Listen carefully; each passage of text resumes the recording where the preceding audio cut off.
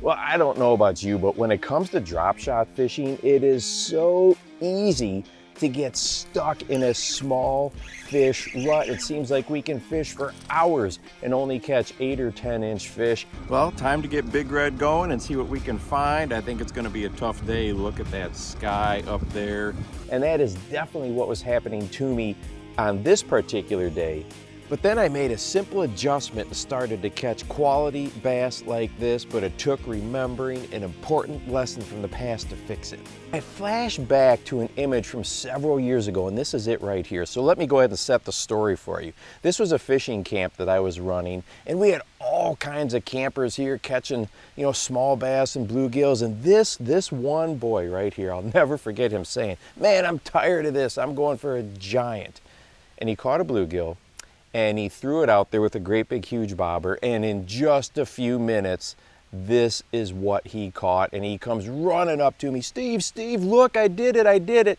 And yeah, the first thing you're probably thinking is, well, that was live bait, and that's true. But the underlying thing here that we can't forget about was the size of that prey. We need to know what big bass need when it saw a meal that presented an opportunity for it to gain more calories than it would burn by chasing it or going after it. And that is such a critical lesson. It's easy to do with other styles of presentations. If you're a swim bait angler or a glide bait angler, you're thinking, well, yeah, we all know this.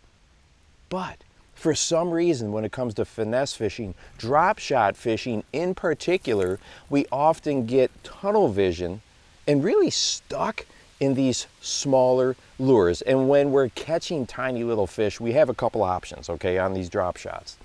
We can try to work through the small fish and hopefully get a better one to bite, or, move around the body of water and try to find a better quality, year class quality of bass. But then I thought to myself, you know what, if I present a little bit better bite, are those bass that are down there with them as this lure is going by a better bass, will that trigger that instinct where they're like, yes, that is a meal worth going after? So when I switched to a 3.5-inch to a 5-inch minnow imitating lure, the impact was immediate and noticeable.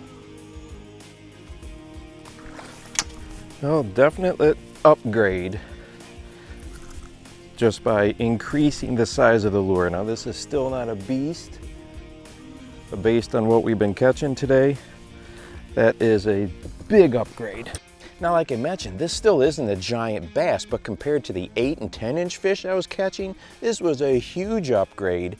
And then the rest of the day continued to produce fish like this. And depending on the quality of fishery you're on, maybe the 2-pound bass is small for you, but by upscaling your drop shot lure, now you start to get those 4-pounders or maybe those 5-pounders. So it's always something to be thinking about. Now, I still start with the small lures all the time because if I need that drop shot, it's a finesse type of a situation.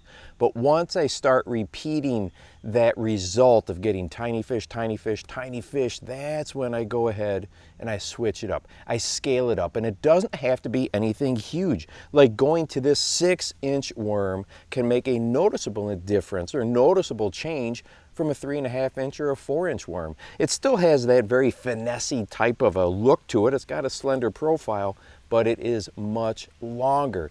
And that helps us out because the bass can see it from a distance, a little bit farther away. And then if they are intrigued, if that curiosity kicks in and they come and investigate it, now hopefully we're going to get that instinct to trigger where they are like internally, this meal is worth my effort. Keep a few of these bigger baits in your drop shot box. Let me know how it goes for you. And hey, if you want to watch a video that talks about where these bass seem to disappear in these hot summer days, go ahead and check this one out. I think you'll find it interesting.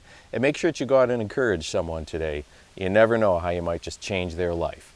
For the Bass Fishing Life, I'm your host, Steve Rogers.